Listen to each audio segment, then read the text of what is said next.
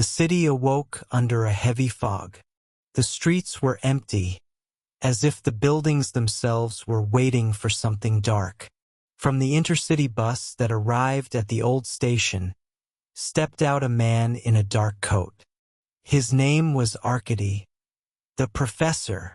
He had spent 15 years behind bars for a case where he betrayed no one, yet ended up the scapegoat himself. His gaze was cold like steel, his face without emotion, but in his eyes burned a fire, the desire to prove once again that he was capable of the impossible. Arkady settled in a cheap motel on the outskirts. He needed money, but above all, he needed a team. Not amateurs, but those who knew their craft. He began cautiously searching for contacts. First on the list was Nikita, a safecracker, a master of vaults, who once opened a bank's depository in 7 minutes. Second, Sergey, a driver, a former street racer, who could escape the police even in a broken-down van. And finally, Igor, a marksman, a former soldier who wasn't afraid to pull the trigger. All three carried their scars and their weaknesses, but the professor knew, for the job he envisioned, it had to be them. He gathered them in the motel room, where the dim light of the lamp cast shadows on the walls. "Gentlemen," Arkady said quietly, "ahead lies a job that will change our lives. Or end them." The motel room smelled of cheap alcohol and cigarette smoke. Four men sat around an old wooden table. Arkady spread a map of the city before them. His fingers slowly traced the lines of the streets. Here in the center, he tapped the paper. Verona Jewels, the richest jewelry store in the city. Nikita, the safecracker, leaned closer. "They've got a last-generation alarm system. This isn't some 70s safe." "That's why you're here," the professor replied coldly. "You'll manage." Sergey, the driver, adjusted his baseball cap. "Cops patrol the center every 15 minutes. We've got, at best, 3 minutes to escape." Arkady nodded. "I know the schedule. We'll prepare the car and backup routes." Igor, the marksman, stayed silent the longest. He sat in the corner, staring at the floor. When he finally raised his head, his voice was flat. "And if something goes wrong?" Arkady looked him straight in the eyes. "Then we'll leave no witnesses, and no chances for the police." Silence hung heavy in the room. Everyone felt this wasn't just another robbery. It was something bigger, something more dangerous. At last, the professor folded the map and stood. "Get ready. In 3 days we begin." The lamp's light flickered, and the shadows on the walls resembled the faces of the dead, as if fate itself was already warning them of the end. In the days that followed, the city became their chessboard. Every move calculated, every detail checked. Nikita circled around Verona Jewels like an ordinary passerby. He noticed everything. The cameras on the facade, the guard stepping out for a smoke every 2 hours, the locks on the service doors. At night, he returned to test the alarm system. "New model, but flawed," he whispered to himself. "Cut the power for 10 seconds, and the backup won't have time to kick in." Meanwhile, Sergey was testing cars. He stole an old Chevrolet, nothing remarkable but with a powerful engine. Then he ran through the backup escape routes. Narrow alleys, old bridges, abandoned warehouses. "The cops won't stand a chance if we take this way," he said confidently upon returning to the motel. Igor was buying weapons. He needed pistols with no serial numbers, and an automatic rifle with a suppressor. The black market dealer gave him a sideways look. "Planning something serious?" Igor answered only with cold silence. And the professor sat in the motel, drafting the plan down to the smallest detail. He knew that a mistake meant death. and that each of them carried within himself a threat to the entire job. That night, when the crew gathered again, Arkady spoke quietly but firmly. "We go in exactly at 2 p.m. There won't be many people. The guard, he's yours, Igor. The alarm, yours, Nikita. Sergei, you wait in the alley, and you roll out exactly 3 minutes after we exit." He paused and looked at each of them. "And remember, no improvisation. Everything goes by the plan." Silence. Only the clock in the room kept counting the seconds. They all knew. There was no way back now. The day began with sunshine, but for them it was black. Exactly at 2 p.m. the doors of Verona Jewels opened. 3 men in masks stepped inside. Nikita went straight for the service door. His hands worked fast, precise. A click, and the alarm went silent. 10 seconds, exactly as he had promised. Igor held the visitors at gunpoint. On the floor. His voice was as sharp as a gunshot. The guard reached for his holster, but Igor fired first.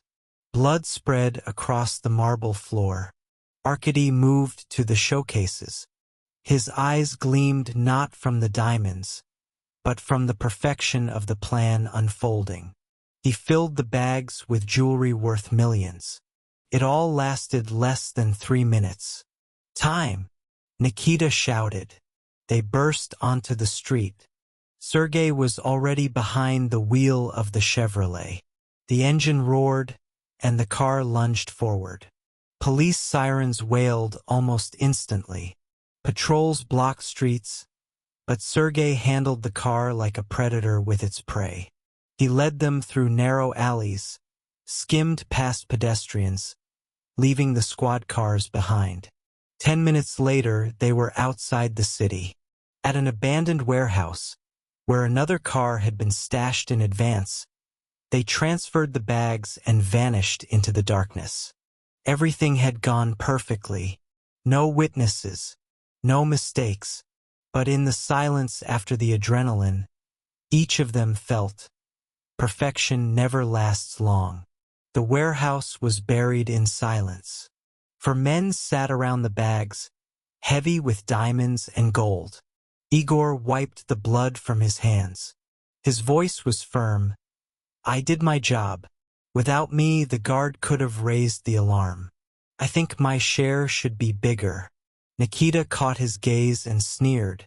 "And without me, you wouldn't have even gotten inside. Everyone did their part. The split is equal."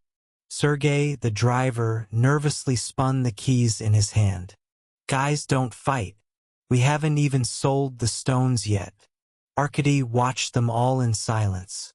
His eyes remained cold. The terms were clear. "We divide it evenly, 4 shares. Period." The tension hung in the air, like the moment before a shot. But at last Igor lowered his head and clenched his fists.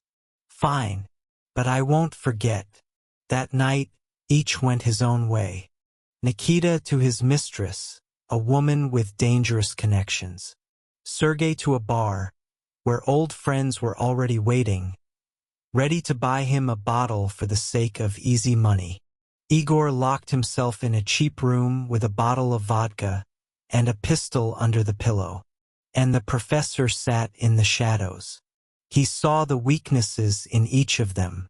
Women, greed, alcohol. And he knew that was enough to bring everything crashing down. Only a week had passed, and the money already reeked of blood. Nikita couldn't resist. His mistress, a dark-haired beauty named Lara, learned about the jewels. At first he bragged to her, like a child with a new toy, and then she disappeared, along with half his share. Sergei began burning through money mindlessly. A new watch, a new car, nights in clubs. The police quickly picked up his trail. He flaunted his wealth far too openly. Igor, drunk on alcohol, started a bar fight. A police patrol almost arrested him, but he escaped. From that moment on, he saw danger in every shadow.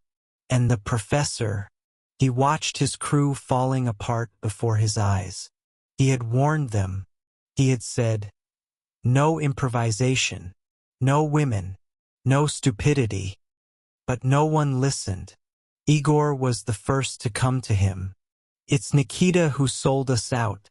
I'm sure of it. He and that mistress of his are working against us. We need to take him out before it's too late." Arkady didn't reply. He only stared into the darkness, smoking his cigarette. The smoke coiled upward, like a premonition of death. The city was already hunting those behind the Verona Jewels heist. The police were closing in. But betrayal was closer still. It lived among them. Night, the abandoned warehouse, once the place where they divided the loot, became their meeting ground again. But this time not for planning. Nikita arrived first. His eyes were bloodshot, his hands trembling. He suspected everyone. "You sold out Lara. You set me up." He shouted into the darkness. From the shadows stepped Igor. A pistol gleamed in his hand. "It's your own fault. Women always drag you down." A gunshot split the silence. Nikita fell, blood spreading across the concrete floor. Seconds later, Sergei burst in. He saw the body and instantly pulled a knife. "Are you insane, Igor? The cops are already on our tail, and now you add murder on top of it." They lunged at each other like wild animals. In the chaos, Sergei took a bullet to the chest. He sank to the ground slowly, choking on his own blood. Igor stood there, breathing heavily, weapon in hand. Then he heard footsteps. Arkady. The professor entered the warehouse, his face like stone. He looked at the bodies of his men, and at Igor trembling yet still clutching the gun. "We had a chance," Arkady said quietly, "but you destroyed everything with your own hands." Igor gritted his teeth. "Don't lecture me.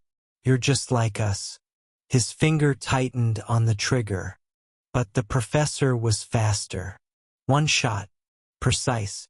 Igor collapsed beside the others. The warehouse filled with silence. Only the shadows on the walls remained. A reminder that once, here, there had been a crew. Arkady sat on the cold concrete of the warehouse floor. Around him lay the bodies of those he had once called his crew. Nikita, Sergei, Igor. 3 fates torn apart by greed and foolishness. The bags still held the jewels. Diamonds glittered in the half-light, but now they looked like shards of glass, lifeless and meaningless. The professor lit his last cigarette. The smoke rose slowly upward, like the souls of those who would never return. He knew the police would be there any moment. Sirens were already echoing in the distance. A cold howl, drawing closer like a sentence. Arkady stood up. He had no intention of running. All his life he had built plans, won and lost, but this time, the end was clear. He picked up his pistol and whispered softly, "I told you no improvisation." When the warehouse doors burst open, floodlights blinding and voices shouting, "Police!" Arkady fired one last shot. A shot that put a period at the end of his own story.